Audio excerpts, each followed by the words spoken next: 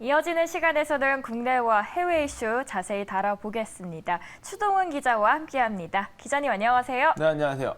네, 오늘의 첫 번째 헤드라인 어떤 이야기인가요? 자, 마이크로소프트와 액티비전 블리자드의 인수합병 문제가 계속해서 골머리를 앓고 있는 모양새입니다. 미국에서 문제가 계속되고 있는데 관련해서 게임 출시된 것도 잘 되고 있고요. 여러 가지 뉴스들이 나오고 있습니다. 네, 그래서 저희가 첫 번째 외신을 관련해서 보도록 하겠습니다.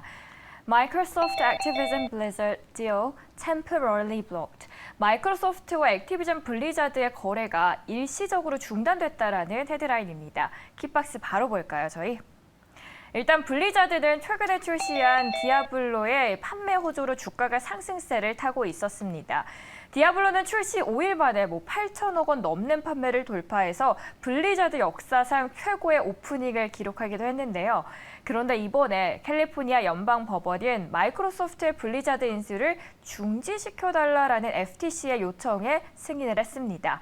그러면서 최근에 출시한 디아블로의 판매 호조로 상승세를 타고 있던 블리자드의 주가 일시적으로 주춤했는데요. 어떤 이유 때문에 법원에서는 이 중단 명령을 내린 건가요, 기자님? 네, 일단은 연방 거래 관계자 FTC와 블리자드 마이크로소프트의 관계를 좀 봐야 될 것 같습니다. 자, 지금 지난해죠. 2021년에 마이크로소프트와 블리자드의 인수합병 소식이 나오면서 업계를 놀라게 했습니다.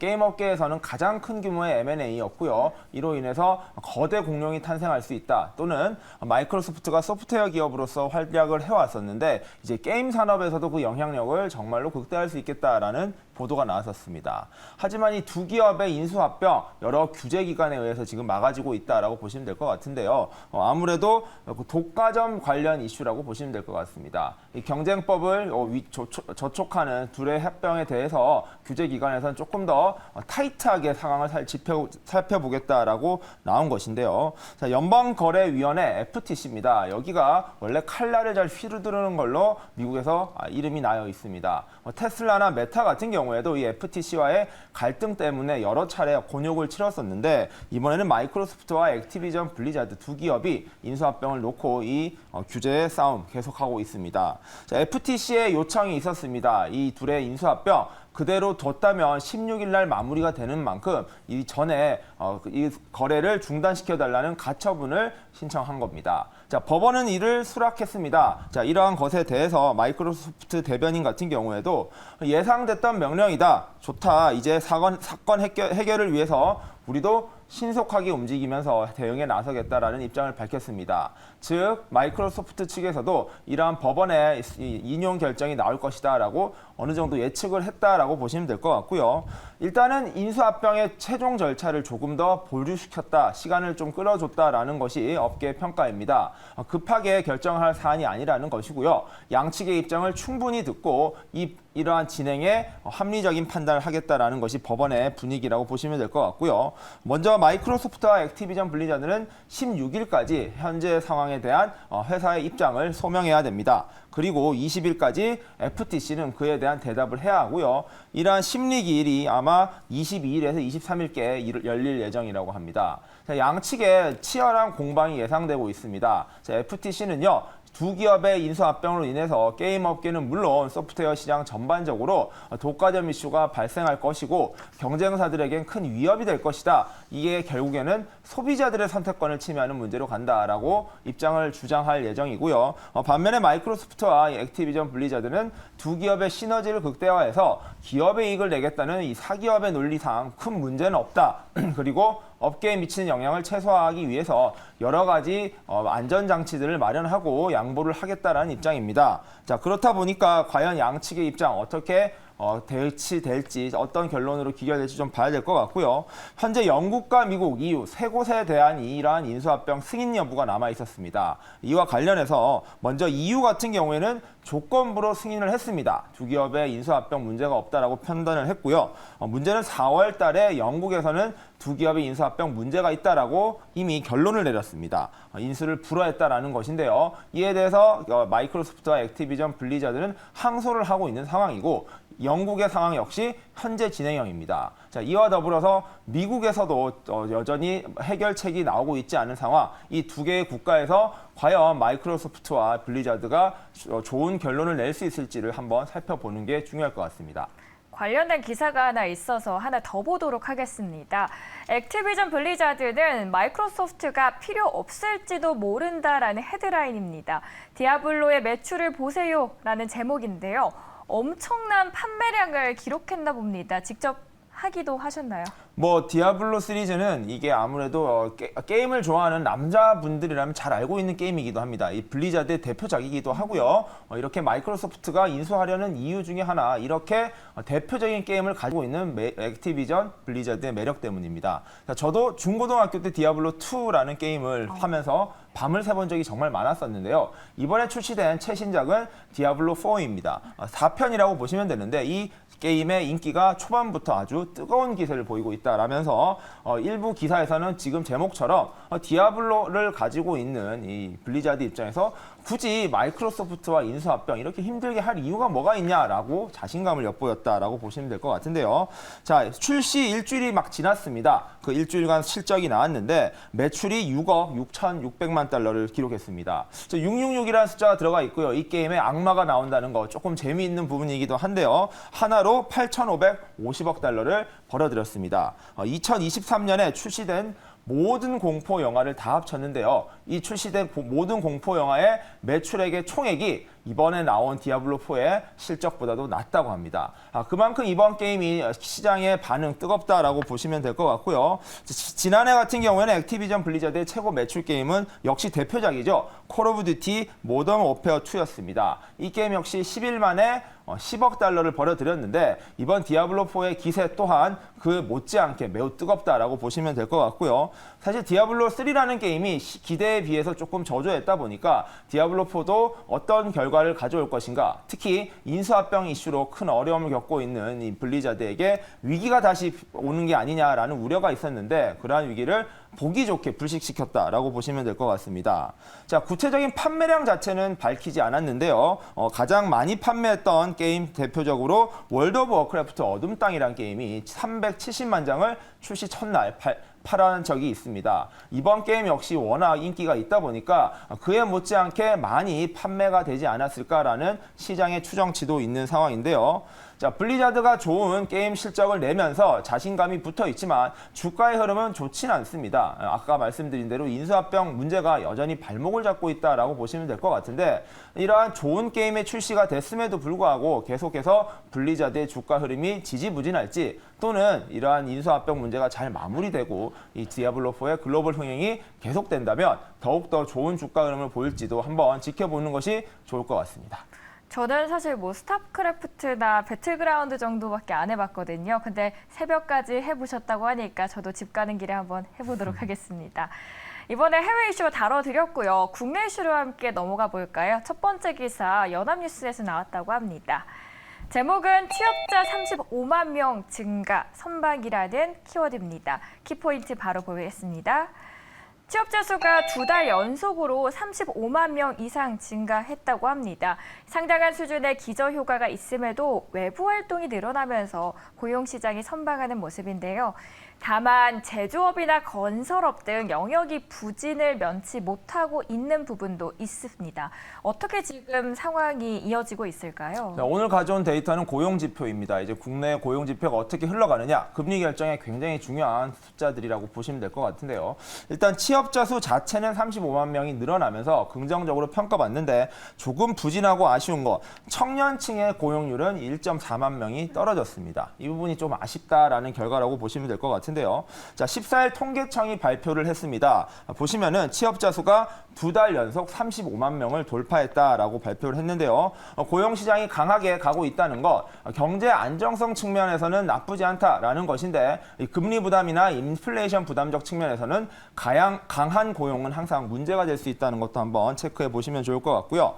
자, 5월달 고용 동향을 보니 지난달 취업자 수가 2,883만 5천 명을 기록했습니다. 작년 동기 대비 35만 1,000명이 늘어난 것으로 파악이 되고요. 자, 올해는 30에서 40만 명 정도의 인원들이 계속해서 늘어나고 있는 상황입니다. 뭐 코로나 기저 효과가 있다라고 좀 봐야 될 것 같은데 2월에는 31만 명이 늘어났었고요. 3월에는 전년 대비 46만 명이 증가했습니다. 그리고 4월과 5월 두 달 연속해서 35만 명의 증가를 계속 보이면서 고용 시장이 조금 안정화되고 있다라는 평가가 나오고 있습니다. 또 세부적으로 들여다보면 살짝의 문제는 있습니다. 문제는 60대 이상의 고용이 37만 9천 명 늘어나면서 많이 늘어났고요. 문제는 60대를 제외해 보면은 실질적으로는 2만 8천 명 정도가 줄었다는 겁니다. 즉 한창 일을 해야 되는 청년층과 중년층의 고용은 오히려 조금 줄었다는 거, 이게 문제가 아닌가라는 것도 분석되고 있습니다. 자, 먼저 40대를 보면요, 4만 8천 명이 늘었고요. 50대의 경우에는 4만 9천 명이 늘었습니다. 자, 이러한 모습을 보인 가운데 추세적 고령층 구직자가 점점 늘어나고 있다. 이 고용이 늘어나고 있다는 것은 조금 문제라는 지적이 나와 있습니다. 특히 청년층 또 나왔는데요. 15에서 29세, 이제 막 사회생활을 시작하고 한창 일을 해줘야 되는 이런 청년층의 일자리는 9만 9천 명이나 줄었습니다. 7개월째 감소세인데 이게 9만 9천 명이 전부 다 줄었다라고 볼 수는 없는 이유는 인구 자체가 줄어들고 있기 때문입니다. 자, 취업자 인구가 감소한 부분 8만 5천 명 정도를 감안하면 실질적인 감소 숫자는 정확하게 1만 4천 명 정도라고 합니다. 그런 걸 다 감안하더라도 결국에는 취업자 수가 줄었다는 거, 청년들에게는 현재 고용 상황이 녹록치만은 않다라는 해석으로 이어질 수 있는데요. 이 청년층이 일자리를 꾸준하게 잘 가져가줘야 중장기적으로 한국 경제를 뒷받침해주고 허리로 커질 수 있다는 거, 조금 아쉬운 부분이다라고 보시면 될 것 같고요. 자, 일자리의 질에도 좀 변화가 있었습니다. 보건복지 서비스업 같은 경우에는 일자리가 무려 1년 전보다 16만 6천 개나 늘었습니다. 숙박 음식업 같은 경우가 12만 8천 명이 늘었고요. 대외 활동이 늘면서 서비스 업종에 대한 일자리가 많이 늘어난 거, 이것들이 고용으로 이어졌다라고 보시면 됩니다. 이러한 부분은 미국에서도 비슷한 일이 벌어지고 있는데 대한민국에서도 서비스업 관련된 일자리는 계속해서 늘어날 것으로 보입니다. 다만 대한민국의 경제 중심이 되고 있는 제조업에서의 일자리는 줄었다라는 것, 이 부분은 좀 문제로 지적되고 있는데 제조업의 취업은 5개월 연속 감소세를 보이고 있습니다. 물론 4월보다는 그 폭이 줄어들긴 했지만 이번에 3만 9천 명이 또 줄어들면서 제조업의 허리, 이제 한국 사회의 한국 경제의 허리가 휘어지는 것은 아닌가라는 우려도 키우고 있다는 점 한번 세세하게 살펴보시면 좋을 것 같습니다. 네, 그리고 은행권은 이번 주 초부터 공정거래위원회로부터 청년도약 계좌 금리 책정에 큰 부담과 또 압박을 느껴왔습니다. 그림 하나 보도록 할 텐데요. 주요 시중은행들이 청년도약 계좌 이 가입자에게 금리 수준을 4.5%로 확정할 가능성이 커졌다고요. 네, 기사가 나왔습니다. 이제 확정이 됐고요. 4.5%라는 기본금리와 1.5%의 가상금리를 제공합니다. 자, 이 기사를 왜 가져왔냐면은 앞서 말씀드린 대로 청년층의 지금 취업률 계속 떨어지고 있지 않습니까? 그렇다 보니까 정부에서도 청년 정책에 대한 고민 계속 깊어지고 있었고요. 이 대표적인 윤석열 대통령의 공약 중에 하나였죠. 청년 도약 계좌의 금리가 결정됐습니다. 자, 이 말 그대로 청년들에게 목돈을 만들어주기 위해서 정부가 보조를 하겠다라는 것인데, 그렇다 보니까 당연히 금리를 높게 설정을 해서 제공해야 된다라는 것이 정부 측 입장이었습니다. 다만 이와 이제 대척되는 논리, 기존 시중은행 같은 경우에는 어쨌든 이러한 것들을 판매해서 수익을 내야 되는데 너무 높은 금리를 제공하다 보면은 은행의 수익에 타격을 입힐 정도의 문제가 생길 수 있다라며 우려를 표했습니다. 자, 이로 인해서 기본금리를 몇 퍼센트를 할 것이냐, 최종금리를 어떻게 조절할지를 놓고 양측의 입장이 계속 갈렸었는데요. 이에 대한 입장, 결국에 출시일인 15일을 앞두고 14일 날 마지막에 결정이 되었다라고 보시면 될 것 같습니다.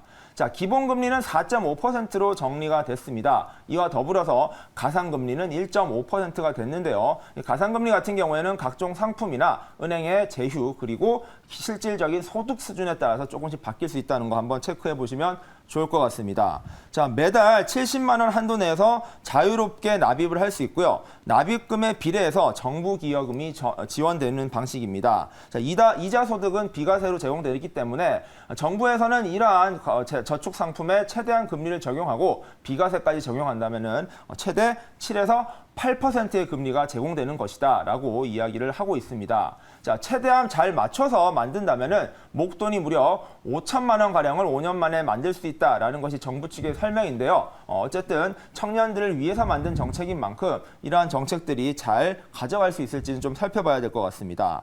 자, 청년 희망 적금이라는 상품이 이전에 있었죠. 이 상품 같은 경우에는 5%의 기본 금리로 시작한 바가 있습니다. 자, 그렇다 보니까 청년들은 이번 상품 같은 경우에도 최소한 5%의 기본 금리를 책정해 달라라고 요구를 해왔습니다. 자, 그만큼 청년층 입장에서는 현재 상황이 굉장히 어렵고 고용 시장도 팍팍하다 보니 이런 저축 상품이라도 기회를 줬으면 좋겠다라는 것이었는데요. 이러한 부분에 대해서는 다소 아쉽게 결정이 되었다는 것 좀 봐야 될 것 같고요. 자, 정부는 이러한 정책을 위해서 예산 또 마련했습니다. 2023년에 마련된 예산 같은 경우에는 3,678억 원 정도가 되는데요. 이러한 예산들이 청년들을 위해 쓰일 만큼 과연 얼마나 많은 청년들이 이러한 상품에 가입할지도 살펴봐야 될 것 같고요. 자, 개인 소득과 가구 소득을 기준을 충족한 19세부터 만 34세 청년들이 이러한 상품에 가입 대상입니다. 개인 소득이 6천만 원 이하 또는 가구 소득이 중위값이 180% 이하일 경우에는요, 이러한 대상을 소득별로 계산을 해서 이 기준금리, 기본금리가 조금씩 더 정해진다는 것도 파악해 보시고요. 개인 소득이 6천에서 7,500만 원, 그리고 기준 중위소득이 180% 이하일 경우에도 가입은 가능합니다. 즉 소득이 조금 높아도 가입은 가능하나 여기 같은 경우에는 정부 기여금 이상의 이자 소득은 비과세 적용만 된다는 점도 한번 확인해 보시면 좋을 것 같습니다. 자, 어쨌든 최고 6%대의 금융 상품이 출시됐습니다. 물론 일부 기업, 일부 은행 같은 경우에는 6.5%까지의 금리를 제공하기 위해서 애를 썼었습니다. 하지만 정부 측에서 이러한 것들에 대해서 캡을 씌운다거나 가입자 수를 제한하는 등의 정책들을 마련해 주지 않았다 보니까 이런 상품들은 최종적으로 출시되진 않았습니다. 하지만 시중 5대 은행은 전부 다 이 6%대 상품을 만들어냈고요. 지방은행을 비롯해서 여러 정책은행에서도 상품들을 내놓은 만큼 이를 잘 활용하는 거 지금부터 매우 중요할 것 같습니다. 자, 상품은요, 오늘입니다. 15일 오전 9시부터 은행 창구가 열리는 9시부터 시작이 되고요. 꼭 은행을 가지 않아도 된다고 합니다. 비대면으로 앱이나 여러 가지 서비스를 이용해서 가입이 가능하고요. 이를 활용해서 앞으로 목돈을 마련하고 이러한 청년층에서 주택 구입이나 여러 가지 금융 활동을 할 수 있도록 정부의 지원책 계속해서 나올 것으로 예정되는 만큼 청년층 입장에서는 구직 활동과 더불어서 이러한 목돈을 만들 수 있는 정부가 마련한 기회를 잘 활용하는 것이 어쨌든 좋은 기회가 될 것으로 예상되고 있습니다. 오늘 기자회견에서는 힘이 빠진 매파의 파월 모습이 느껴졌었고요. FOMC에서는 동결을 했다는 점도 참고를 해보시면 좋을 것 같습니다. 그리고 어제 우리 시장의 하락의 중심이었던 2차 전지 관련된 뉴스 때문이었죠. 바이든이 중국의 배터리 업체를 승인했다라는 이야기가 돌았는데요. 그 이슈도 최근에 간밤에 새로운 이야기들이 업데이트 됐다고 하니까요. 한 번쯤 다시 참고를 해주시면 좋겠습니다. 오늘도 시청해주신 여러분 고맙습니다. 성공적인 투자 하시길 바랍니다.